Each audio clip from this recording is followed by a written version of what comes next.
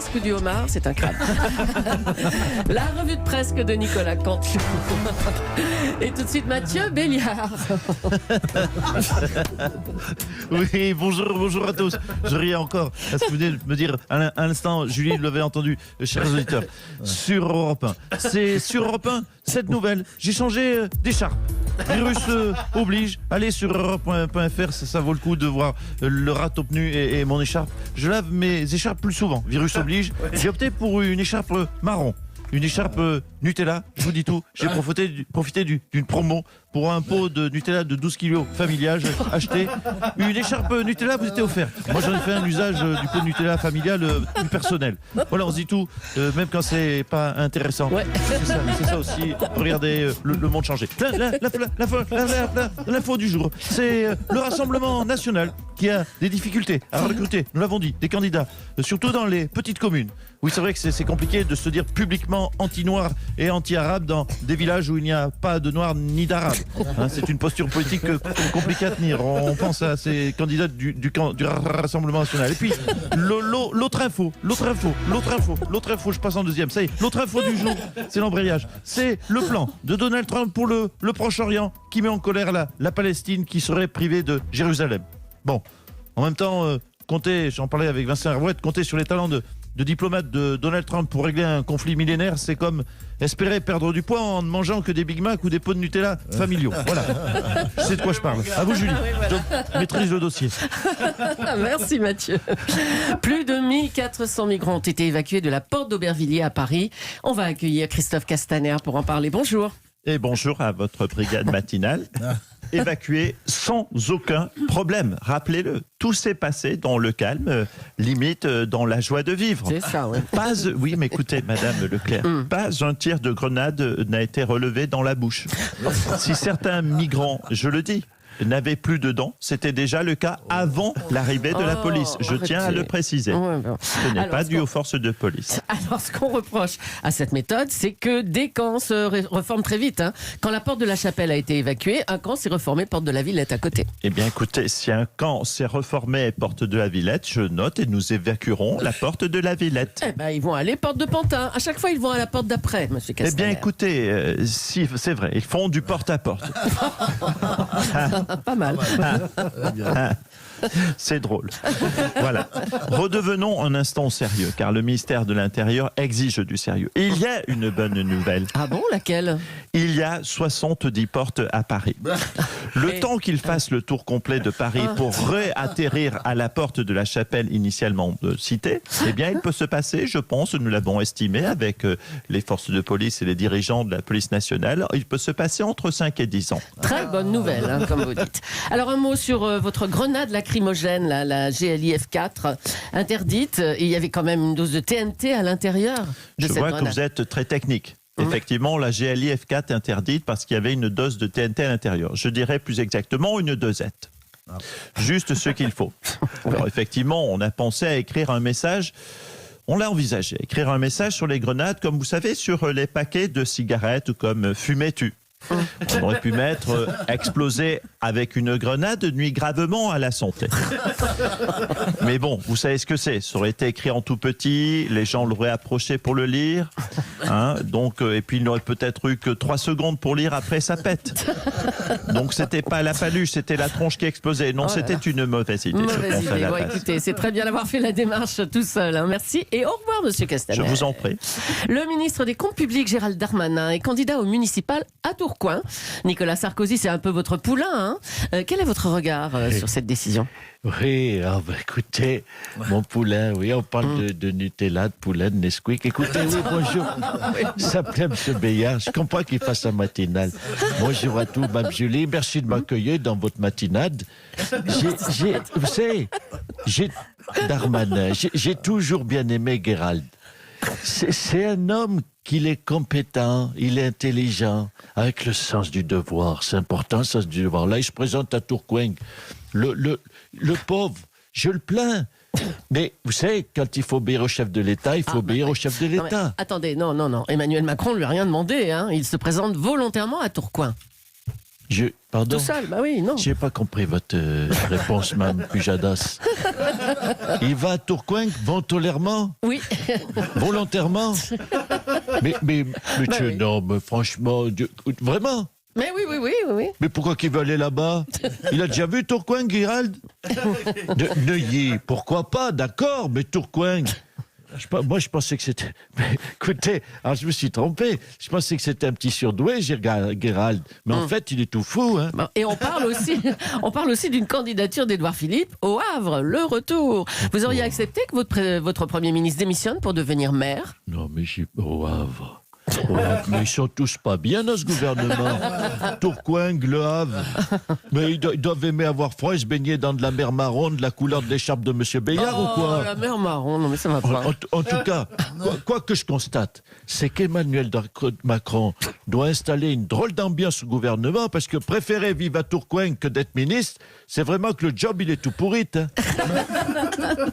Allez, au revoir, monsieur Sarkozy. Bonne journée. Le ministre des Comptes publics, Gérald Darmanin, s'est donc déclaré tête de liste au municipal à Tourcoing. Il a même précisé, si je suis tête de liste, c'est pour être maire.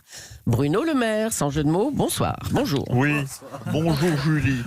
Pardonnez-moi, Madame Leclerc, excusez-moi d'être un peu familier. Non, et bonjour, c'est gentil. Bonjour à vos joyeux sous-fifres. Alors, Bruno Le Maire, vous travaillez main dans la main avec Gérald Darmanin à Bercy. Vous le connaissez bien, entre ministre du budget et maire de Tourcoing. Il va choisir quoi, à votre avis? Mais allons, chère Julie Leclerc, quelle question bêta. Sur ce sujet, il n'y a pas de débat.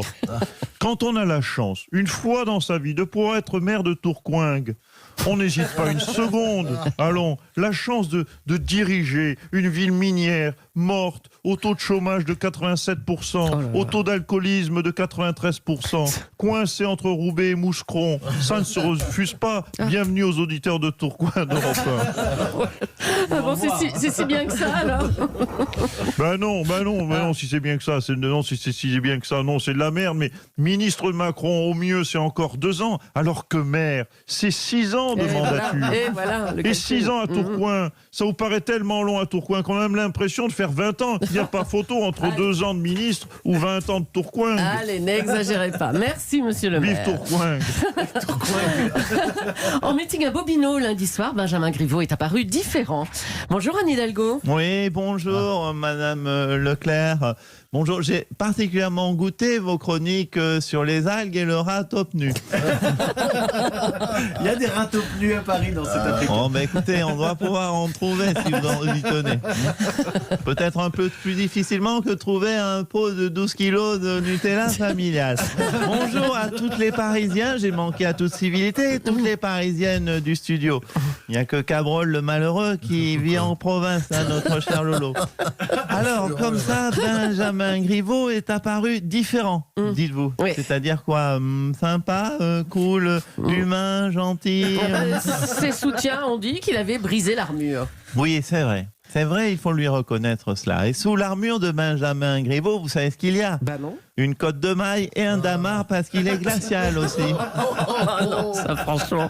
Alors il a déclaré: ceux qui ont rejoint Villani ont sans doute aimé chez lui ce qu'ils ne retrouvaient pas chez moi. Davantage de naturel, une part de fantaisie et de sensibilité. Oui, Benjamin Griveaux, tu es chiant, fake et insensible. Ah, dis donc. Tu as une belle lucidité, Benjamin. Rajoute aussi, si tu es aussi lucide sur toi-même, que tu vas terminer 3e et te taper la honte devant tout le monde. Et là, vraiment, tu vas apparaître comme quelqu'un de très, très, très, très humain.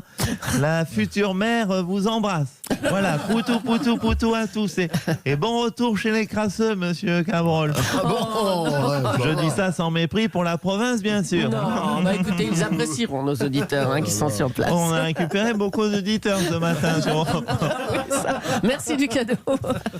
Le ministre de l'Agriculture, Didier Guillaume, a annoncé des mesures pour le bien-être animal, la fin du broyage des poussins mâles, la fin de la castration à vif des porcelets. On va en parler avec Jean-Pierre Pernaut. Bonjour Jean-Pierre. Eh oui, bonjour ma chère Julie, bonjour cher Mathieu, bonjour chère équipe de la matinale Ombline et compagnie, bonjour à Fanny Agostini qui vit dans ses troupeaux, dans ces charmants petits villages que je chéris tant. Le ministre de l'Agriculture, Didier Guillaume, veut donc mettre fin au broyage des poussins, une pratique qui dure depuis pourtant plus de 3 siècles. notamment dans le petit village de Pilonne-le-Piaf, où les enfants du village célèbrent la fin des vendanges, non seulement en broyant du raisin, mais aussi des poussins avec leurs pieds dans de grandes cuves en Oh chêne. non, pitié, stop. On fait fermenter le jus et ça donne le vin poussineux. Une spécialité régionale qui va hélas être interdite par les ronds de cuir écolos de Paris. Tout un territoire, tout un terroir détruit par les adorateurs de Greta Thunberg et Émeric Caron. Mais enfin, quand une pratique est barbare, c'est normal qu'on y mette un terme. Oui, j'entends, ma chère Julie, je ne dis pas, mais il faudra pas s'étonner si la France est envahie de poulets. Du côté de la castration des porcs, partons maintenant à Saint-Strauss-Kahn du sécateur, où la castration des... Oui, cherchez sur la carte, mon cher Laurent.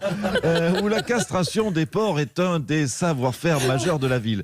On émascule en effet les cochons de père en fils au moyen d'une simple pince à cornichons en tirant d'un coup sec. Aïe, aïe, aïe. Puis on les fait sécher avant de les réduire en poudre à coups de marteau pour fabriquer des aphrodisiaques exportés, vendus aux impuissants en Asie du Sud-Est.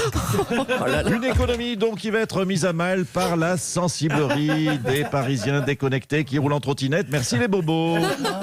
Merci à vous, Jean-Pierre Pernaut. J'étais donc en direct de Saint-Strauss-Kahn du Oui, c'est sécateur. ça. On va le localiser, là, on va regarder. Allez, nous sommes le 29 janvier aujourd'hui et samedi, ce sera la fin du Dry January, la fin du mois de janvier sans alcool. Bonjour Jean Lassalle. Dry January. Ouais. Janvier 5. Bonjour. Plus que 48 heures à tenir. On voit, et je le dis aux auditeurs, on voit le bout du tunnel. Ah, vous vous êtes abstenu de boire de l'alcool pendant tout le mois de janvier?